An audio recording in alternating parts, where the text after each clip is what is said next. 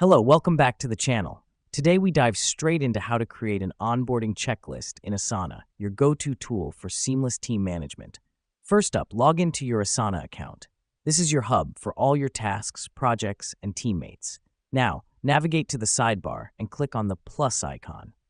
Select Project from the drop-down menu. This helps us because by creating a new project, we're laying a foundation for our onboarding checklist. Next up, once you're in the project creation phase, select the board view and name your project something like Onboarding Checklist. The reason we do this is to provide a clear, visual representation of your onboarding tasks.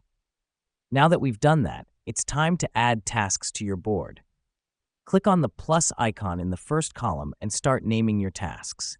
These could be things like complete documentation, set up workstation, team introduction, and so on. This is crucial because each task represents a step in the onboarding process, helping you to track the progress of new hires.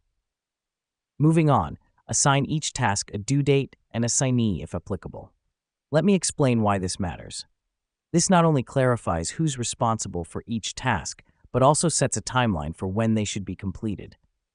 Finally, use Asana's custom fields to track the status of each task.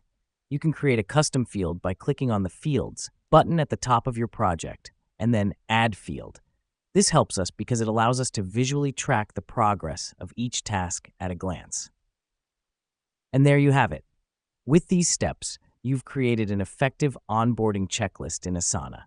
By following this checklist, you'll ensure a smooth and efficient onboarding process for each new team member. Thanks for joining us, and we'll see you in the next tutorial.